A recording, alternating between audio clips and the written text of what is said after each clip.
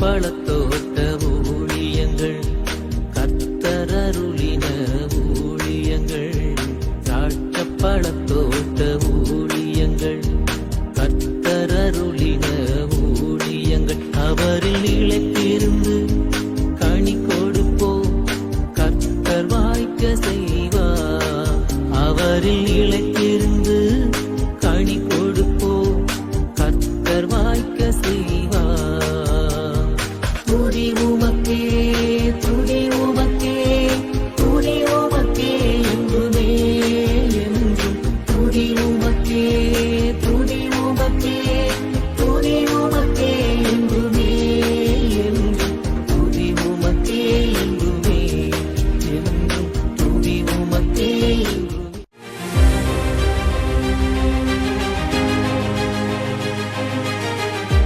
லூக்கா 7:19.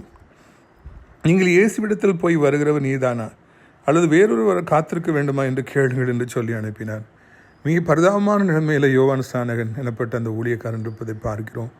ஒரு நாளிலே பரிசேயர்களை கடிந்து கொண்டார், போர் சேவர்களை கடிந்து கொண்டார், விரியன் பாம்பு குட்டிகளை என்று அழைத்தார், கோடாரி மரத்தின் கீழருகே வைக்கப்பட்டிருக்கிறது என்றார், இயேசுவின் பாதரட்சிகளை வைப்பதற்கு நான் தகுதியானவன் என்றார். அவர் உங்களுக்கு அக்கினினால் அனஸ்தானம் கொடுப்பார், நான் தண்ணீர்னால் கொடுக்குறேன்னு சொல்லி இயேசுவை உயர்த்தி பேசினார். இன்றைக்கு வர வேண்டியது நீதானா என்று பரிதாபமாய் அவர் கேட்கின்றார். சிறை வாசமும் தொடர்ச்சியான சஃபரிங்ஸும் வேதனைகளும் அவரை மிகவும் தரந்தாழ வைத்தது. கலர் இல்லாமல் போயிட்டாருன்னு பார்க்குறோம். நம்முடைய வாழ்க்கையில் எப்பொழுதும் கிறிஸ்துவுக்குள்ளே நான் நிலைத்திருக்க வேண்டும். ஓட்டத்தை ஆரம்பிப்பது எளிது, ஆண்டவருக்காக எழும்பி பிரகாசிப்பது எளிது, அதற்கு பிறகு அப்படியே தொடர்ந்து பிரகாசிக்க வேண்டும். யோவான் ஸ்நானகனைப் போல தரந்தாழ்ந்து போய்விடவே கூடாது. ஆண்டவரையே சந்தேகப்படுற அளவுக்கு அவர் போயிட்டார். அன்றைக்கி அநேகர் ஊழியத்தில் ஏதும் சின்னவங்க கடைசி காலங்களில் ஆண்டவரே யாருன்னு சொல்லி ஆண்டவராக யார் அவர் இருக்காரான்னு கேட்குறாங்க. அந்தளவுக்கு பரிதாபமான நிலைமையை பார்க்கிறோம். பிரியத்துக்குள் ஆரம்பிப்பது எளிது, அது முக்கியம் அல்லவே இல்லை. முடிப்பது, கிறிஸ்துவுக்குள் முடிப்பது, அதுதான் முக்கியமான காரியம். நிலைத்திருங்கள், நிலைத்திருக்காதபடி ஒரு பிரயோஜனமும் இல்லை. கர்த்தர் இந்த நாளை உங்களுக்கு ஆசீர்வதித்து கொடுப்பாராக. ஆமென். என்னை மறவா இயேசுநாதா, உந்தன் தயவால் என்னை நடத்தும். என்னை மறவா இயேசுநாதா, உந்தன் தயவால் என்னை நடத்தும். வல்ல ஜீவ வாக்குத்தத்தங்கள் வரைந்தனக்காய் ஈந்ததாலே ஸ்தோத்திரம். வல்ல ஜீவ வாக்குத்தத்தங்கள் வரைந்தனக்காய் ஈந்ததாலே ஸ்தோத்திரம். ஆபத்திலே அரும் துணையே, பாதைக்கு நல்ல தீபமிதே. ஆபத்திலே அரும் துணையே, பாதைக்கு நல்ல தீபமிதே. என்னை மறவா இயேசுநாதா, உந்தன் தயவால் என்னை நடத்தும்.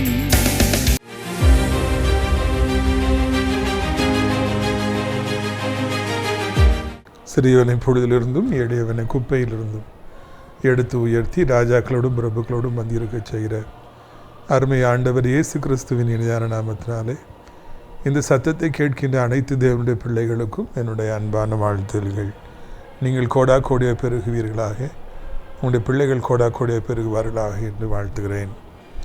பிரியத்துக்குரியவர்களே, இந்த நாளிலே உங்களை சந்திப்பது அதிக சந்தோஷம், அதிக மகிழ்ச்சி. நம்முடைய நாட்டு எலெக்ஷன் வெற்றிகரமாக நடந்து முடிவதற்கு ஆண்டவர் உதவி செய்திருக்கின்றார். எவ்வளவோ புதிய புதிய வாலிபர்களை, இன்னும் அரசியலில் இதுவரைக்கும் சம்பந்தமே படாத நபர்களை எல்லாம் நான் ஊழியத்திற்காக போகின்ற வழியிலே பார்த்து ஆச்சரியப்பட்டேன். திரளாக கூடியிருக்கின்றார்கள். எத்தனையோ வாலிபர்கள், வாலிப பிள்ளைகள், தலைவன் என்று சொல்லி அவர்கள் அந்த எலெக்ஷனில் அறிமுகமாகி களத்தில் குவிச்சிருக்கிறாங்க. இந்த நாட்களில் ஜனங்கள் ஒரு காலம் இல்லாத அளவிற்கு எலெக்ஷனுக்கு முக்கியத்துவம் கொடுத்துருக்குறாங்க. இதே போல் ஒரு பெரிய சேனை ஆண்டவர் இயேசு கிறிஸ்துவுக்காக எழும்பும் என்றால், மக்கள் ஆண்டவரின் பக்கமாக இழுக்கப்படுவார்கள் என்றால், ஐயோ அது எவ்வளோ நன்றாக இருக்கும் என்று நான் அடிக்கடி சிந்திப்பேன். ஜாதி, மதம், இனம் எல்லாவற்றுக்கும் அப்பாற்பட்டது அரசியல். அதை போலவே இயேசு கிறிஸ்துவும் எல்லாவற்றுக்கும் அப்பாற்பட்டவர். இன்றைக்கு இருக்கிற தலைவர்கள் நாளைக்கு இருக்க மாட்டார்கள். ஆனால் ஆண்டவர் இயேசுவோ நித்திய காலமாக அவர்தான் இருக்கின்றார், இனியும் இருப்பார். இந்த உலகத்தில்தான் அரசியல் தலைவர்களால் நமக்கு ஏதாவது உதவி செய்ய முடியும். அது இயேசுவோ இம்மையிலும் மறுமையிலும் நமக்கு எல்லாவற்றையும் செய்து கொடுப்பதற்கு அவர் போதுமானவராக இருக்கிறார் என்பதில் சந்தேகமே இல்லை. எனவே இந்த நாட்களிலே ஜனங்களுடைய கண்கள் திறக்கப்படும்படியாக கர்த்தருடைய பிள்ளைகளாகி நாம் கருத்தாக ஜெபிப்பது அவசியமாக இருக்கிறது. நாளைக்கு கர்த்தருக்கு சித்தமானால் நமக்கு சென்னையிலே பல்லாவரம் பம்மல் சியோன் காம்ப்ளெக்ஸில் வைத்து நம்முடைய விடுதலை நாள் கூட்டம் நடைபெறும். மாதத்திற்கு ஒரு விசை தான் நாம் சென்னைக்கு வருகிறோம். பெரிய ஊர், நிறைய ஜனங்கள் இருக்கிறாங்க. நம்முடைய நிகழ்ச்சிகளை நாள்தோறும் பார்க்குறவங்களும் இருக்காங்க. நீங்கள் ஏன் நேரடியாக வரக்கூடாது? இயேசு கிறிஸ்து உங்களுக்கு தரும் விடுதலையை நீங்கள் ஏன் இலவசமாக பெற்றுக்கொள்ளக்கூடாது என்று உங்களை அன்போடு அழைக்கின்றேன். நிறைய நல்ல உள்ளம் படைத்தவங்க சென்னையில் இருக்காங்க. சகோதரர் மங்களராய், சகோதரர் கண்மணி சாலமன், சகோதரர் தினேஷ், அதே போல் சகோதரர் சாந்தகுமார், சசி, ஆல்பர்ட் அண்ணன், டேனி அண்ணன், ஷீனா சிஸ்டர், பிலோமினா சிஸ்டர், எபனேசர் அக்கா, நிறைய பேர் இருக்காங்க. அப்படியே ஊழியத்தை உண்மையாக நேசிக்கிற ஜோசப் ஐயா இருக்காங்க. அவர்களெல்லாம் கர்த்தர் ஆசீர்வதிப்பாராக. எல்லோரும் சேர்ந்து நல்ல விருந்து ஆயத்தப்படுத்தியிருக்காங்க. நீங்கள் வந்து கூட்டம் முடிஞ்சிட்டு கண்டிப்பாக சாப்பிட்டு தான் போகணும். அது மாத்திரமல்ல, உங்களுக்காக அடியார் ஜெபிக்கிற பொழுது தீர்க்க தரிசனமாக பல காரியங்களை ஆண்டவர் உங்களுக்கு வெளிப்படுத்துவார். உங்களுக்கு புதிய வெளிச்சத்தை தருவார் என்பதிலும் சந்தேகமில்லை. விடுமுறை காலங்கள் குடும்பமாக வந்து பங்கு பெறும்படியாகவும் அன்போடு அழைக்கின்றேன். நமது ஊழியத்தின் சார்பாக நடத்தப்பட்டு வருகிற அடைக்கலான் குருவி எனப்பட்ட ஆவிக்குரிய முதியோர் இல்லத்திற்காக ஆண்டவரை நான் சோதரிக்கிறேன். அங்கு கர்த்தருடைய தரிசனத்தின்படி இந்த ஆவிக்குரிய முதியோர் இல்லம் ஆரம்பிக்கப்பட்டு தினந்தோறும் அங்கே இருப்பவர்களுக்காக சிறப்பு ஜபங்கள் ஏறெடுக்கப்பட்டு வருகின்றன. அதனால் ஊழியக்காரர்கள், குருவானவர்கள் வந்து பாரத்தோடு ஜபத்தை நடத்துகிறாங்க. பொறுப்பாக நல்ல பிள்ளைகள் இருக்காங்க. அவர்களுக்காக தினந்தோறும் 3 வேளையும் மிக சிறப்பான உணவுகள் வழங்கப்பட்டு வருகிறது. அது மாத்திரமல்ல, நல்ல உள்ளம் படைத்த அநேகர் இந்த நாட்களிலே அவர்களுக்கு பிடித்தமானவர்களுக்கு பிறந்தநாள் வருகிற பொழுது, நினைவு நாள் வருகிற பொழுது விருந்துகளை வழங்கி வருகிறாங்க. இந்த ஒரு வாரத்துக்குள்ளே 4 குடும்பத்தார் நமக்கு விருந்து அளிச்சிருக்கிறாங்க. கர்த்தர் அவர்களை எல்லாம் ஆசீர்வதிப்பாராக.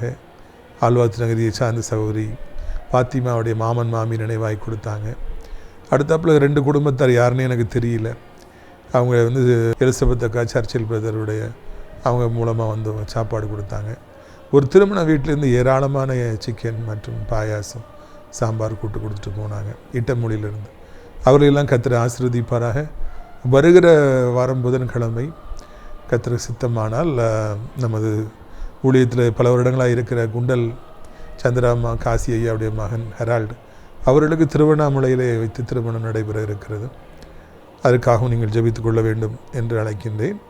அந்த குடும்பத்தாரும் கூட அந்த புதன்கிழமை அன்று இங்கே நமது ஆவிக்குரிய முதியோரிடத்திருப்பவர்களுக்கு சிறப்பான விருந்தை அவர்கள் வழங்குகிறார்கள். அவர்களை கர்த்தர் ஆசீர்வதிப்பாராக. இந்நாளில் நம்முடைய பிரயோஜனத்திற்காக லூக்கா 7:17 முதல் இந்த செய்தி யூதேய தேசம் முழுவதும் சுற்றி இருக்கிற திசைகள் யாவற்றிலும் பிரசித்தமாயிற்று. இவைகளெல்லாம் யோவானுக்கு அவருடைய சீசர்கள் அறிவித்தார்கள். அப்பொழுது யோவான் தன் சீசரில் 2 பேரை அழைத்து, நீங்கள் இயேசுவினிடத்துக்கு போய் வருகிறவர் நீர்தானா அல்லது வேறொருவர் வர காத்திருக்க வேண்டுமா என்று கேளுங்கள் என்று சொல்லி அனுப்பினான். பார்த்தீங்களா, யோவான் ஸ்நானகன் ஆண்டவர் இயேசு கிறிஸ்து ஊழியத்தில் மிகவும் வல்லவராக இருந்து மிகவும் அவர் அடையாளங்கள் அற்புதங்களை செய்வதெல்லாம் கேள்விப்பட்டு ஜனங்களை ஆசீர்வதிக்குவது கேள்விப்படுறாரு. செய்தி எல்லா இடத்துக்கும் போகுது, யோவான் ஸ்நானகனுக்கும் போகுது. அந்த நாட்கள் இதே மாதிரி நியூஸ் பேப்பர் கிடையாது, டிவி கிடையாது, லைவ் டெலிகாஸ்ட் கிடையாது, எதுவும் கிடையாது, விளம்பரம் கிடையாது. ஆனால் பாருங்கள், ஆண்டவர் இயேசு கிறிஸ்து அத்தனை அளவிற்கு அற்புதங்களையும் அடையாளங்களையும் செய்து கொண்டே இருந்ததுனால ஏராளமான மக்கள் தொடப்படுறாங்க. அந்த செய்தி எல்லா இடத்துக்கும் போச்சா. இதுலேருந்து நமக்கு என்ன தெரியுதுன்னா, நல்ல காரியங்களையும் அதனுடைய நறுமணத்தையும் யாராலும் ஒளித்து வைக்கவே முடியாது, அதை மறைக்கவே முடியாது. மோசே பிறந்தவொடனே 3 மாதம்தான் ஒளிச்சு வச்சாங்க. அதுக்கப்புறம் அந்த குழந்தைய ஒளித்து வைக்க முடியலைங்கிறது வரலாறு. ஏன்னா அந்தளவுக்கு சத்தம் போட்டு கத்துனதுனால அந்த பிள்ளைய வேறு வழி இல்லாமல் அவங்க வந்து நேராக கொண்டு போய் நைலதியில் கொண்டு ஒரு கூடையில் வச்சு விட்டாங்களாம்.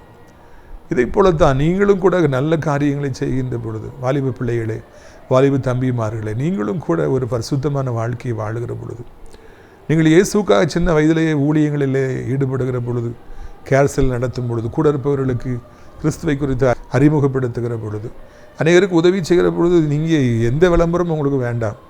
உங்களுடைய நறுமணம் எல்லா இடத்திலும் பரவும். எல்லாரும் உங்களை குறித்து கேள்விப்படுவாங்க. உங்களோட படிக்கிறவங்களாம் உங்களை குறித்து அறிய வருவாங்க. உங்கள் ஊரில் தெருவில் நீங்கள் எங்கே போனாலும் உங்களை பற்றி எல்லாரும் நல்லபடியாக அறிய வருவாங்க. காரணம் என்னவென்றால், இதுதான் இயேசு கிறிஸ்துவிடத்தில் நாம் படிக்கின்ற பாடம். நல்ல கிரியைகளை நாம் செய்கிற பொழுது, நன்மை செய்கின்றவர்களாக நாம் இருக்கின்ற பொழுது, நம்முடைய வாழ்வில் கர்த்தருக்காக நாம் வாழுகிற பொழுது அடையாளங்கள் அற்புதங்கள் நடக்கிறது. ஆண்டவர் அநேகருக்கு நம்மை ஆசீர்வாதமாய் பயன்படுத்துகிறார். அப்போ நிறைய பேர் அதனால் ஆசீர்வதிக்கப்படுறது கேள்விப்படுறாங்க. அதுதான் நமக்கு ஆண்டவர் கொடுக்கின்ற ஒரு காரியம். நல்லவர்களும் கேள்விப்படுவாங்க, கெட்டவர்களும் கேள்விப்படுவாங்க. நல்லவர்கள் கேள்விப்பட்டு ஆண்டவரை துதிப்பாங்க, கெட்டவர்கள் பற்களை கடிப்பாங்க, நமக்கு ஏதாவது தீங்கு செய்ய முடியுமான்னு யோசிப்பாங்க. ஆனால் அதை பற்றிலாம் கவலைப்படணுங்கிற அவசியமே இல்லை. உலகம் இருக்கிற வரைக்கும் நல்லவர்களும் இருப்பார்கள், கெட்டவர்களும் இருப்பார்கள். நல்லவர்கள் நம்மை வாழ்த்துவார்கள், நம்மை உற்சாகப்படுத்துவார்கள், நம்ம தேடி வந்து வாழ்த்துக்கள் சொல்லுவாங்க, முடிஞ்ச ஹெல்ப் பண்ணுவாங்க. தீங்கு செய்கிறவங்க பல்ல கடிச்சு என்ன விதத்துலையாவது பேரை டேமேஜ் பண்ணலாமா, எப்படியாவது விளத்தலாமா நினைப்பாங்க. அதை பற்றிலாம் கவலைப்படணும் அவசியம் இல்லை. இங்கே நம்ம வாசிக்கிற வசனம் நம்மை அதிர்ச்சி அடைய வைக்கிறது. யோவான் ஸ்நானகன் கேட்குற கேள்வி 2 பேரை அனுப்பி கேட்குறார், வர வேண்டியவர் நீர் தானோ? Is the one you are to come? ஏன்னா மேசியா வரணும்னு தான் யூதர்கள் எல்லோரும் ஜெபிச்சிட்டு இருக்காங்க. நீர் தான் வரணுமா அப்படின்னு சொல்லி அவர் கேட்குறாரு. நீர் தானே அந்த மேசியா? கேட்டது தப்பு இல்லை. ஆனால் இந்த யோவான் ஸ்நானகனை குறித்து நாம் வாசிக்கும் பொழுது, இவர்கள் இருவருக்கும் இடையில் கர்ப்பத்தில் இருக்கும் பொழுதே ஒரு பந்தம் ஏற்பட்டது. மரியாளுக்குள்ள வயிற்றுக்குள்ளே குழந்தை இருக்கணும்னா இந்த யோவான் ஸ்நானகன் துள்ளினாராம் அவங்க வயிற்றுக்குள்ளே இருந்து, எலிசபெத் வயிற்றுக்குள்ளே இருந்து.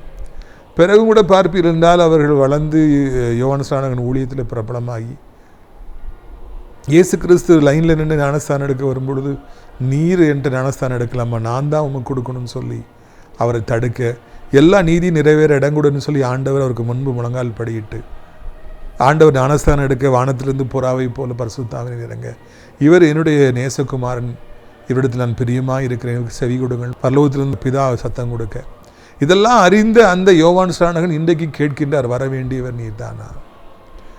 இது வாசிக்கும் பொழுது எனக்கு மிகவும் பரிதாபமாக இருந்தது. இரண்டால் இந்த சமயத்தில் யோவானுக்கு ஊழியங்கள் நிறைவு பெற்று விட்டன, ஜெயிலில் இருக்கார்.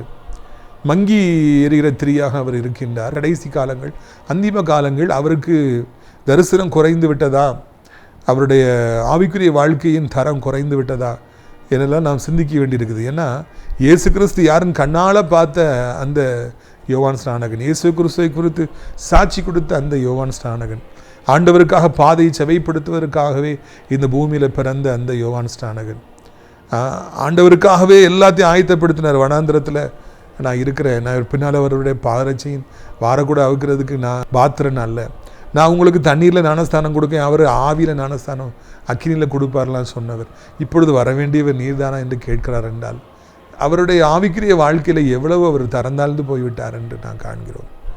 நிறைய பேர்களை பார்க்கும் பொழுது ஒரு காலத்தில் அவங்க எவ்வளவோ பிரகாசிக்கிறாங்க, ஒரு காலத்தில் அவங்க எவ்வளோ அழகாக பாடுறாங்க, ஆராதனை செய்கிறாங்க, பிரசங்கம் பண்ணுறாங்க, அவங்க ஊழியங்களில் அடையாளங்கள் நடக்குது, அற்புதங்கள் நடக்குது. ஆனால் சில காலம் கழித்து அவங்கள பார்க்கும்போது எப்படி இந்த யோவான் ஸ்நானகன் கீழே போய் கிடந்து அலசடிப்பட்டாரோ அதே மாதிரி அவங்களும் அலசடிப்படுவதை பார்க்கிறோம். நிறைய எடுத்துக்காட்டுகளை என்னுடைய வாழ்க்கையில் சொல்ல முடியும். 2 எடுத்துக்காட்டுகளை எப்பொழுதுமே நான் மறப்பதில்லை. ஒன்று, ஒரு அண்ணன், அவங்க எனக்கு ஹீரோ மாதிரி, அவங்க அந்த ஆதி ஆவிக்குரிய தகப்பன் ஜான் கோல்ட்ஸ் ஐயா அந்த கூட்டத்துக்கு போகும்போது அவங்க தான் ஒரு ஹீரோ மாதிரி, ஒரு ஸ்டார், வாலிப பையன், அதிகமாக படிக்கல, ஆனால் நல்ல தாழ்ந்துகள் உண்டு, யாரையும் ஈஸியாக பேசி கவர் பண்ணுவாங்க, மிகவும் உயரத்தில் இருந்தார்கள். ஒரு வெளிநாட்டு பெண்ணை திருமணம் செய்து அவங்க வாழ்க்கையில் மிகவும் உயர்ந்து கஷ்டப்பட்டாங்க, பிறகு பெரிய பணக்காரராகி உயர்ந்திருந்த அந்த நேரத்தில் கர்த்தர் எல்லா பக்கமும் ஆசீர்வதித்து அந்த நேரத்தில் வழி தவறி போனாங்க, பின்மாற்றம் அடைஞ்சாங்க. அவங்கள்ட்ட நான் பேசணுன்னா கூட ஆசைப்பட்டிருக்கேன், என்கிட்ட பேச மாட்டாங்களாலாம் நினச்சிருக்கேன். இனி ஒருக்க ஊழியத்துக்கு கூட்டு போகும்போது அவங்க மெசேஜ் நல்லா இருக்குன்னே சொல்லி நான் அவங்கள அவ்வளோ சந்தோஷப்பட்டேன். ஆனால் அவங்க கடைசியில் ஒரு நாள் என்னிடத்துல கூட ஜெபிக்க வந்தாங்க. அப்போ அவங்க சொன்னாங்க, கிறிஸ்தவர் முந்தினவர் முந்தினவராகவும் இருப்பாங்கன்னு ஆண்டவர் சொன்னார் பார்த்தியா, அது இதான் அப்படின்னாங்க. கடைசியில் அவர்களுடைய வாழ்க்கையில் சரிவு சந்தித்து பல பிரச்சனைகள் வந்து சரிவுலேருந்து அவங்களால எந்திக்கவே முடியல. கடைசியில் அவங்க 2 வருடங்களுக்கு முன் மரித்து போனார்கள். அது என்னுடைய வாழ்க்கையில் என்னை மிகவும் பாதித்த ஒரு காரியம். அவ்வளவு எழும்பி பிரகாசித்து அநேகருக்கு ஆசீர்வாதமாக இருந்து அவ்வளவு நன்றாக பிரசங்கம் செய்த அந்த மிகப்பெரிய தேவனுடைய தாசன். அவ்வளோ பரிதாபமான ஒரு முடிவை சந்தித்தார். இன்னொரு அண்ணன் அவங்க காலேஜில் படிக்கும்போது அவங்களும் அந்த ஃபெலோஷிப் தான் வருவாங்க, நல்லா பாட்டு பாடுவாங்க. ஆண்டவர் அறியாத ஒரு குடும்பத்திலேருந்து ஏசப்பாவை ஏற்றுக்கொண்டவர்கள். வைராக்கியமான ஒரு வாலிபர், ஆண்டவருக்காக வைராக்கியமாக நின்னாங்க. ஆனால் துரதிர்ஷ்டவசமாக அவருக்கு வேலை கிடைக்கவில்லை, பிஸ்னஸும் கிடைக்கல, வருமானம் இல்லை. தம்பி கல்யாணம் பண்ணிட்டாங்க. அதனால் அவர் மனதளவில் பாதிக்கப்பட்டு நாளடைவில் டிப்ரெஷனுக்குள்ளே போய் பிசாசு பிடித்து கடைசியில் தெருவிலே வந்து அவர் தானாக பேசிக்கொண்டு வஸ்திரம் இல்லாதவராக, ஐயோ அவருடைய வாழ்க்கை மிக பரிதாபமாய் மாறிட்டு.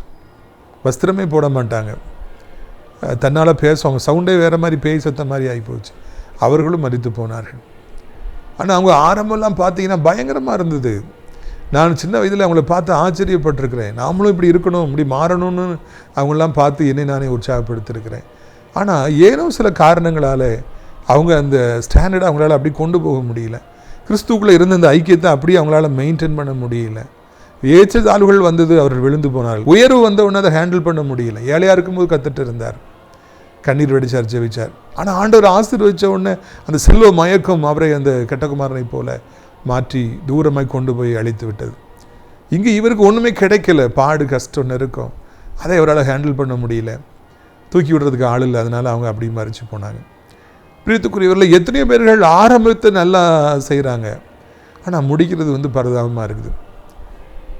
இது என்னை மிகவும் அதிர்ச்சி அடைய வைக்கிறது. நான் எதற்காக இந்த நாளிலே உங்களிடத்தில் இதை குறித்து பேச வேண்டும்ங்கிற எண்ணத்தை கொடுத்தார் என்றால், அந்த 2 பேரை மாதிரி நிறைய பேர் இன்றைக்கி எப்படி முடிச்சிடக்கூடாது, அதுக்காகத்தான் அந்த எக்ஸாம்பிள் நான் சொல்கிறேன். கடவுள் கிருபையினால் 30 வருடத்துக்கு முன்னால் நான் ஏற்றுக்கொண்டு வந்தேன். இன்றைக்கு வரைக்கும் ஆண்டுடைய ஊழியத்தை தொடர்ந்து செய்ய கர்த்தர் உதவி செய்திருக்கிறார். இன்னும் எத்தனை வருடங்கள் ஆண்டவர் இந்த பூமியில் வச்சுருந்தாலும் நான் அவருடைய ஊழியத்தை செய்துகிட்டே தான் இருப்பேன். ஆண்டவர் அந்த கிருபை தொடர்ந்து தரணும், அதுதான் என்னுடைய வாஞ்சை. நாம் ஓட்டத்தை ஆரம்பிப்பது பெரிய காரியம் அல்லவே அல்ல. நான் ஆரம்பத்தில் பாடுவது, ஓடுவது, சாட்சி சொல்வது, ஊழியத்தில் வாஞ்சியாக இருப்பது, அதெல்லாம் பெரிய காரியம் அல்ல. அது 20 வருடங்கள் ஆனாலும் 40 வருடங்கள் ஆனாலும் 80 வயது ஆனாலும் 90 வயது ஆனாலும் பூமியில் இருக்கிற காலம் மட்டும் நான் கிறிஸ்துவுக்குள்ளாக தொடர்ந்து நிலைத்திருக்க வேண்டும். நம்முடைய தரம் குறைஞ்சிடக்கூடாது, நம்முடைய குவாலிட்டி குறைஞ்சிடக்கூடாது. காலம் செல்ல செல்ல ஷேட்டானா அப்படி சின்ன ஷேட் ஆகி போயிடுது. அதே மாதிரி பைக்கு கார்லாம் வாங்கினோன்னா கலர் ஃபேட் ஆகி போயிடுது. என்ன ஜாமான் வாங்கினாலும் கொஞ்சம் காலங்கள் ஆன பிறகு அது அப்படி பலன் இல்லாமல் போகிற மாதிரி நம்முடைய ஆவிக்குரிய வாழ்க்கை அப்படி ஆகிடக்கூடாது. நம்ம காலங்கள் செல்ல செல்ல இன்னும் அதிக பலனுடையவர்களாக மாறணும். எல்லா கிரிக்கெட் பிளேயரும் 30-40 வயசில் முடிஞ்சு போகுது. அரசியல்வாதிகளும் ஒரு கட்டத்தில் வயசானோன்னு வீட்டில் உட்கார வச்சுறாங்க. ஆனால் ஊழியம் அப்படி அல்ல. வயதாக வயதாக தான் அதிக அனுபவம், அதிக அழகாக பேச முடியும், அதிக ஞானம் உண்டாகும், ஆவிகளை பகுத்தறிய முடியும், சூழ்நிலைகளை நிதானிக்க முடியும். ஆண்டவருக்காக வயதான காலத்தில் தான் பெரிய காரியங்களை செய்ய முடியும். அதை நான் உங்களுக்கு நினைவூட்ட விரும்புகிறேன். பிரியத்துக்குரியவர்களே, நம்முடைய வாழ்க்கையில் இந்த யோவான் ஸ்நானகனை போல தடுமாறக்கூடாது. அவரை குறித்து பேசுவதற்கு எனக்கு எந்த தகுதியும் இல்லை என்றே நான் நினைக்கின்றேன். ஆனாலும் பேசுவதற்காக நான் கட்டாயப்படுத்தப்படுகிறேன். எதுக்காக நம்ம தடுமாறணும்? நல்லா ஆரம்பித்து நம்ம ஏன் பின்வாங்கணும்? நம்ம ஏன் ஆண்டவரை குறித்து சந்தேகம் வந்துடுது? பார்த்திங்களா, என்னை மிகவும் அதிர்ச்சி அடைய வைத்த சம்பவங்கள் நிறையா இருக்குது. நான் ஆசிரியத்தில் என்னை மாதிரின்னு சொல்லக்கூடாது. அவர் ஒரு பெரிய ஊழியக்காரராக இன்றைக்கி வரைக்கும் இருக்கிறார். அவருடைய ஊழியத்தில் நான் ஸ்கூலில் படிக்கும் போதெல்லாம் பங்கு பெற்று ஆச்சரியப்பட்டிருக்கிறேன். அப்போது அவர் ஒரு நாள் டிவியில் நம்ம ஊழியத்தில் அற்புதங்கள் அடையாளங்கள்லாம் நடக்கிறத பார்த்துட்டு அவர் என்னை ஃபோனில் கூப்பிட்டார். அப்போ நம்ம ஊழியம் பயங்கரமாக அந்த டிவிலலாம் பேய்கள் வரட்டதெல்லாம் போட்டு பயங்கரமாக அதிசயங்கள் அற்புதம் நடக்கும். இப்போது ரெஸ்ட்ரிக்ஷன் இருக்கிறதுனால கொஞ்சம் குறையா போடுறோம். அப்போது அந்த பார்த்துட்டு அவர் இன்னும் ஒரு நாள் ஃபோனில் கூப்பிட்டார். அவர் இன்னும் கூப்பிட்றாருன்னு சொல்லிட்டு அண்ணன்னு சொல்லி நான் கதறி, பாருங்கண்ணே உங்களை மாதிரி நானும் ஊழியத்தில் வந்திருக்கேன், ஏசப்பா என்னையும் எழுப்பியிருக்காங்க அப்படிலாம் நான் சின்ன பிள்ளை மாதிரி அவர்கிட்ட பேசுகிறேன். ஆனால் அவருடைய குரலில் வந்து ஒரு சொரத்தே இல்லை. அதுக்கு பிறகு ஒரு 5-10 நிமிஷம் பேசினேன். 10 நிமிஷமும் என்னை குறை சொல்லியே பேசினார். பரிசுத்தாவியனரை பற்றி குறை சொன்னார். அடையாளங்கள் அற்புதம் நடக்குது. அது நம்ம கிறிஸ்டியன் கூட்டத்தில் மட்டுமா நடக்கு? அண்ணாணிகள் கூட்டத்தில் தான் நடக்குது, ஆலயத்தில் தான் நடக்குது. இதை முதல்ல நிறுத்துங்க, இதை டிவியில் போகிறலாம் நிறுத்துங்க, என்னெல்லாமோ சொன்னார். சின்ன வயதிலே அவரை கண்டு நான் ஆச்சரியப்பட்டிருக்கிறேன். அவருக்காக அவர் ஓய்ந்திருப்பதை பார்த்து நான் ஆண்டவரை துதித்திருக்கிறேன். அவருடைய உயர்வை என்னுடைய உயர்வாக நான் நினைத்தேன். ஆனால் நான் சிறு பிள்ளையாக இருந்தேனா, குட்டி பிள்ளையாக இருந்தேனா, ஊழியத்துக்கு வந்து பிரகாசித்த பொழுது அவர் அதை பார்க்குறாரு. அதை பார்த்துட்டு அவரால் அதை தாங்க முடியல. அதுக்கு என்ன காரணம்? அவருடைய ஊழியத்தில் நடக்காத அடையாளங்கள் அற்புதங்களை ஆண்டவர் இந்த ஒன்றுக்கு உதவாதவனுடைய ஊழியத்தில் செய்தார். அதை காண்பித்த பொழுது அதை தாங்க முடியல. நான் தான் நல்லா பேசணும், நான் தான் நம்பர் 1 இருக்கணும். இவன் என்ன அதே ஊர்லேருந்து வந்து அந்த ஊர் பேரை வச்சுக்கிட்டு இவன் பேசுகிறான், அதை தாங்க முடியல அவரால். நான் நிச்சயமாக அவர் மீது எந்த கோபமும் படவில்லை, பரிதாபப்படுகிறேன். எவ்வளோ வயதாயிருச்சு, 70-80 வயசாகிடுச்சு. ஆனால் இன்னமும் அந்த ஏற்றுக்கொள்கிற பக்குவம் இல்லை, இன்னொருவனை ஊழியக்காரனாக ஏற்றுக்கிற பக்குவம் இல்லை. யோவான் ஸ்நானகருக்கு அந்த பக்குவம் இல்லை. அதனால தான் நீராதானா இல்லைன்னா வேற யாரும் வரணுமா, நாங்கள் காத்திருக்கணுமா? நிறைய பேர்கள் ஆரம்பம் நல்லா இருக்குது, ஆனால் காலங்கள் செல்ல செல்ல செல்ல அது கலர் இல்லாமல் போயிடுது. நிறைய திருமணங்கள் ஆரம்பத்தில் எவ்வளோ இன்பமாக இருக்குது, எவ்வளோ அந்யோன்யமாக இருக்காங்க, போக போக இடித்து சண்டை போட்டு மிஸ் அண்டர்ஸ்டாண்டிங் வந்து திருமணமே உடைந்து போகிறது அல்லவா? எவ்வளோ பேர் ஆரம்பத்தில் கடையை ஆரம்பித்து அதிலேயே வந்து உட்கார்ந்துருக்காங்க, அவ்வளோ ஆர்வமாக பிஸ்னஸ் பண்ணுறாங்க, கடையே வந்து ஓடிட்டே இருப்பாங்க, கடையிலே இருப்பாங்க. அதுக்கு பிறகு நஷ்டம் வந்து அந்த மேடு பள்ளங்கள் வந்து பிஸ்னஸே வேண்டான்னு அப்படி மூடிடுறாங்க. எவ்வளோ பேர் எடுத்துக்காட்டுகளை சொல்ல முடியும். இது ஊழியத்துக்கு மாத்திரம் அல்ல, பிள்ளைகள் மேலே அன்பாக இருக்கிறவங்க காலப்போக்கில் அந்த அன்பை இழந்து போகிறாங்க. தகப்பன் தாயிட்டு பாசமாக இருக்கிற பிள்ளைகள் கடைசி காலங்களில் திருமணமான பிறகு இல்லைன்னா பல காரணங்களாலே வாலிபத்தில் வேறு அட்ராக்ஷன் வர்றதுனால அம்மா அப்பாவை கேவலமாக பேசுவதை பார்க்கிறோம், மனமுடைய வைப்பதை பார்க்கிறோம். ஆனால் ஒரே மாதிரி வந்து இருப்பவர்களை பார்க்க மிகவும் கடினமாக இருக்கிறது. ஒரே போல சிரித்த முகத்தோடு இருப்பவர்கள், ஒரே முகத்தோடு கூட அன்பாக இருப்பவர்கள், தட்டி கொடுப்பவர்கள், ஊக்கப்படுத்துபவர்கள், உற்சாகப்படுத்துபவர்கள், பிறருடைய வளர்ச்சியை பார்த்து சந்தோஷப்படுகிறவர்கள், பிறருடைய ஊழியத்தை பார்த்து சந்தோஷப்படுகிறவர்கள், பிறர் ஊழியத்தில் பிரகாசிப்பதை பார்த்து கர்த்தரை துதிப்பவர்கள், மன மகிழ்ச்சியாக இருப்பவர்கள்லாம் ரொம்ப கம்மியாக இருக்காங்க. எல்லாமே நான் தாங்கிற எண்ணம் தான் இருக்குது. இன்னொருவருடைய வளர்ச்சியை ஏற்றுக்கொள்கிற அந்த அனுபவம் ஊழியத்தில் இல்லவே இல்லை என்று நான் பார்த்து வேதனைப்படுகிறேன். எந்த ஒரு ஊழியக்காரன் நமக்கு போட்டி கிடையாது, எந்த ஒரு ஊழியக்காரன் வளர்ந்தாலும் நமக்கு அது எரிச்சலை உண்டாக்கக்கூடாது. மிகப்பெரியவர்களும் கூட அந்த ட்ராப்பில் விழுறதை பார்த்து நம்ம எச்சரிப்பு அடைய வேண்டும். நிச்சயமாக ஒரு ஊழியக்காரன் போய் குறை சொல்கிறது, ஊழியக்காரனை நம்ம வெறுக்கிறது, அவருடைய வளர்ச்சி நமக்கு எரிச்சலை ஏற்படுத்துகிற தவறான காரியங்கள். அதே போல் பண மயக்கம், செல்வ பெருக்கம். அந்த அண்ணனை முதல்ல நான் சொன்னேன் இல்லையா, கஷ்டப்படும் போது கண்ணீர் வெடிச்சு அவர் ஜெபிச்சதில் ஞாபகத்தில் இருக்குது. அவ்வளோ கோல்டாக 24 கேரட் கோல்டாக இருந்தார். செல்வ மயக்கம் வந்த உடனே கர்த்தர் ஆசீர்வதிச்ச உடனே திசை மாறிய கப்பலாக அவரை மேய்ப்பனை விட்டு பிரிந்த, மந்தையிலிருந்து பிரிந்த ஆட்டுக்குட்டியை மாறி அழிஞ்சு போனார். ரெண்டாவதாக பார்த்தோம், அவருக்கு உயர்வே வரல, வனாந்திர பாதை, கஷ்டம் நஷ்டம். அதுதான் யோசேப்புடைய ஆரம்பம். இவரை விட யோசேப்பு ஜெயிலில் பிடிச்சி போட்டாங்க, எவ்வளோ கஷ்டங்கள் அனுபவிச்சார். ஆனாலும் யோசேப்பு ஆண்டரை விட்டு கொடுத்தாரா? ஊழியத்தை விட்டு கொடுத்தாரா? இல்லவே இல்லை. அவர் ஆண்டவர்கிட்ட இருந்துகிட்டே இருந்தார், ஆண்டவர் அவர்கிட்ட தான் இருந்தார். அந்த கஷ்டம் யோசேப்பை அழிக்கவில்லை, மாறாக உலகத்திற்கே ஆசீர்வாதமான ஒரு மனிதனாக, மிகப்பெரிய ஆசீர்வதிக்கப்பட்ட மனிதனாக வரலாற்றிலே அவர் இடம் பிடித்தார். ஆனால் நான் சொன்ன மனிதனோ அந்த டிப்ரெஷன் ஆகி பிசாசு பிடித்து வஸ்திரம் இல்லாமல் பல வருடங்கள் அலைந்து திரிந்து அவர் பரிதாபமாய் மரித்தார். நம்ம எந்த பாடு கிறிஸ்துவிலிருந்து பிரித்து விடக்கூடாது, சோர்ந்து போக வைத்து விடக்கூடாது. நாம் எந்த நிலைமையிலும் ஆண்டவருக்கு தூரமாய் போய்விடக்கூடாது. கலப்பையில் கையெழுத்த பின்பு நாம் பின்வாங்கி விடக்கூடாது, பின் திரும்பி பார்த்து விடக்கூடாது. மூன்றாவதாய் பார்த்து அவர் ஊழியனும் செய்கிறார். ஆனால் இன்னொரு ஊழியக்காரர் எழும்புறது பார்த்தா கஷ்டமாக இருக்குது. நீ ஊழியத்தை நிப்பாட்டு தம்பிங்கிற அளவுக்கு அவர் வந்து சொன்னார். அது எனக்கு ரொம்பவும் அதிர்ச்சியை கொடுத்தது. இந்த 3 பேர்களுமே சரியான எடுத்துக்காட்டாக இருக்கிறாங்க, எப்படி இருக்கக்கூடாதுங்கிறதுக்காக. யோவான் ஸ்நானகர் சிறந்த எடுத்துக்காட்டாக இருக்கிறார். அவருடைய பாதரட்சியின் வார்களை அவிழ்க்கிறதுக்கு நான் தகுதியல்ல, பிறகு வர வேண்டியவர் நீர்தானா? பரிசுத்தாவின் புறாவை போல இறங்கி வந்தார, என் நேசகுமாரன், என்ன பிரியமாக இருக்கிறேன், செவி கொடுங்கள்னு சொன்னார். எல்லாத்தையும் கண்ணால் பார்த்தீங்களா? இப்போ என்ன உங்களுக்கு சந்தேகம்? எங்கிருந்து சந்தேகம் வந்துச்சு? ஏன் இப்படி கேள்வி கேட்குறீங்க? அப்போ இந்த ஸ்டாண்டர்டு எவ்வளோ அந்த டவுன் ஆயிடுச்சு பார்த்தீங்களா? அந்த சிறைச்சாலை வாசம் யோவான் ஸ்நானகர் எனப்பட்ட ஒரு மிகப்பெரிய பரிசுத்தவான நீதிமானை, ஒரு மிகப்பெரிய தேவதாசனை எவ்வளோ ஒன்றுமில்லாதவனாய் மாற்றிட்டு பார்த்தீர்களா? சந்தேகப்படுபவனாக, அவிசுவாசியாய் மாற்றிட்டு பார்த்தீங்களா? நம்முடைய வாழ்க்கையில் சிறைச்சாலைகள் இருக்கலாம், 1000 பிரச்சனைகள் இருக்கலாம், 1000 புயல் காற்றுகள் வீசலாம், 1000 கஷ்டங்கள், 1000 வியாதிகள், நாச மோசங்கள் ஏற்படலாம். அப்போஸ்தலன் பவுல் போல கிறிஸ்துவுக்குள்ளாக கடைசி மட்டும் நிலைத்திருப்பவர்களாக நம்ம இருக்கணும். ஒரு காலம் நம்ம வாழ்க்கையில் பின்வாங்கிடக்கூடாது. கலப்பையில் கை வச்சுட்டோம், பின் திரும்பி பார்த்துடக்கூடாது. நம்ம புலிவாலை பிடிச்சிட்டோம், நம்ம விட முடியாது. கடைசி வரைக்கும் கிறிஸ்துவுக்காக நம்ம ஓடிதான் ஆகணும். ஓடுவீங்களா? தயவுசெய்து பின்வாங்கிடாதீங்க, ஆண்டவரை விட்டு தூரமாக போயிடாதீங்க, ஆண்டவர் பற்றி கொள்ளுங்க. இந்த 3 காரணங்களால் தான் ஜனங்கள் அநேகர் விழுந்து போகிறாங்க. நாம் அந்த 3 காரியங்களை செய்து விடாதபடிக்கு கவனமாக இருக்கும்படியாக கர்த்தர் அழைக்கின்றார். உங்களுடைய ஆசீர்வாதங்களுக்காக நான் ஜெபிக்கும்படியாக விரும்புகிறேன். கண்களை மூடுவீர்களா? நாம் ஜெபிக்கலாம். அப்பா பிதாவே, வானத்துக்கு பூமிக்கும் ஆண்டவரை இந்த அருமையான நாளுக்காக நன்றி அப்பா. இந்த அருமையான நாளிலும் கூட எவ்வளோ அருமையான ஒரு சத்தியத்தை நாங்கள் கேட்க எங்களுக்கு உதவி செய்தீங்க. ஆண்டவர் தரம் தாழ்ந்து போயிடக்கூடாது. காலங்கள் செல்ல செல்ல கண் பார்வை மங்குவது போல, உடல பலம் குறைவது போல விசுவாசத்தில் மங்கிவிடக்கூடாது. எங்களுடைய ஆவிக்குரிய குணநலங்களை எங்கள் இழந்து விடக்கூடாது. கிறிஸ்துவை சந்தேகப்பட்டு விடக்கூடாது. உம்மிடத்தில் இடரலடைந்து விடக்கூடாது. ஊழியங்களிலே ஊழியக்காரர்களை பார்த்து இடரலடைந்து போகக்கூடாது. ஏனென்றால் ஆயிரம் மக்கள் ஊழியங்களையும் ஊழியக்காரர்களை பார்த்து இடரலடைஞ்சு போகிறாங்க. இல்லை, நாங்கள் ஊழியக்காரர்களை பார்த்து உம்மிடத்தில் வரவில்லை, உண்மை பார்த்து தான் வந்திருக்கிறோம். எசப்பா, உண்மை பார்த்து நாங்கள் ஓடுறோம். எந்த ஊழியக்காரன் வாழ்க்கையில் எந்த மேடு பள்ளம் வந்தாலும் அது எங்களை பாதிக்கக்கூடாது, அப்பாவி மக்களை பாதிக்கக்கூடாது, இன்னொருத்தனை பார்த்து பொறாமப்படக்கூடாது. செல்வ மயக்கங்கள் ஆண்டவரை வருகிற பொழுது கத்திரங்களை உயர்ந்த அடைக்கடத்தில் வைக்கும் பொழுது அந்த மயக்கத்தில் மயங்கி விட்டு தூரமாக போய் தொலைஞ்சு போய் அழிஞ்சிடக்கூடாது. பாடுகள் கஷ்டங்கள் வரும்பொழுது சோத்திரம் சோத்திரம் சொல்லி பொறுமையாய் உமக்காய் காத்திருக்க எங்களுக்கு உதவி செய்யுங்க. நல்ல வியாதிப்பட்ட பிள்ளைகள் ஆண்டவரை அப்படியாக நெருக்கப்படுவாங்கன்னா, ஆண்டவரை நீங்கள் தான் அவர்களுக்கு தஞ்சம், நீங்கள் தான் உதவி செய்யணும். சில வியாதிகளுக்கு மருந்தே கிடையாது, நீங்கள் தான் மருந்துப்பா. நீங்கள் தான் கேளயத்தின் பிசினி தைலம் ராஜா. நீங்கள் தான் அற்புதங்களின் தேவன், அதிசயங்களின் தெய்வம் அப்பா. உன்னை குணமாக்குற கிறிஸ்து நானேன்னு சொல்லியிருக்கீங்களே. அப்பத்தை தண்ணீர் ஆசிரியர் வியாதியை விளக்குங்க, சாத்தானை அழிச்சு போடுங்க ராஜா. அதே போல் பண நெருக்கடி, கஷ்டம், வருமானம் இல்லை, என்ன பண்ணணும்னு தெரியல தவிக்கிற பிள்ளைகளுக்கு அற்புதங்களை செய்யுங்க. எலியாவின் தேவன் பஞ்சகாலத்தில் அவரை போஷிக்கவில்லையா? சிறப்பான ஆகாரத்தை தரவில்லையா? இவர்களுக்கும் கொடுத்து நடத்துங்க.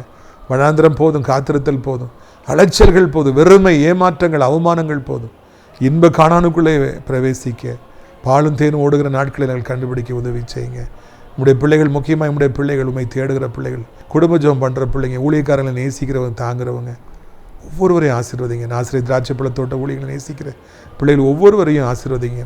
தினந்தோறும் நம்முடைய நிகழ்ச்சியை பார்க்குறவங்க எத்தனை பேர் இருக்காங்க, அவர் ஒவ்வொருவருக்கும் விசேஷித்த நன்மைகளை கொடுத்து அவர்களை ஆசீர்வதிக்க வேண்டும் என்று கெஞ்சுகிறோம். அப்போ அடைக்கலான்குரிய முதியோரிடத்தில் சேர அநேக இடங்கள் உண்டு, நீர் அநேகரை அழைத்து கொண்டு வர வேண்டும் என்று சொல்லி கெஞ்சுகிறோம். அப்படியே ராஜா, தகப்பனே சோத்திரம் ஐயா, இந்த நிகழ்ச்சியை பார்த்துக்கு ஜெபித்த பிள்ளைகள் ஒவ்வொருவரையும் இன்று முதற்கொண்டு ஆசீர்வதியும், இன்று முதற்கொண்டு ஆசீர்வதியும். இயேசு மூலமே ஜெபிக்கிறோம் நல்ல பிதாவே, ஆமென். என் ஆத்துமாவை கர்த்தரை சோத்திரி, என் முழுவதுமே அவருடைய பரிசுத்த நாமத்தை சோத்திரி. என் ஆத்துமாவை கர்த்தரை சோத்திரி, அவர் செய்த சகல உபகாரங்களையும் ஒருபொழுதும் மறவாதே, ஆமென். கர்த்தராகிய இயேசு கிறிஸ்துவின் கிருபையும் பிதாவாகிய தேவனுடைய அன்பு பரிசுத்த அந்யோன்ய ஐக்கியமில்லாத பிரசன்னம் உங்கள் அனைவருடைய நெஞ்சுக்கு சதா காலங்களில் நிலைத்திருப்பதா. அல்லேலூயா, அல்லேலூயா. God bless you.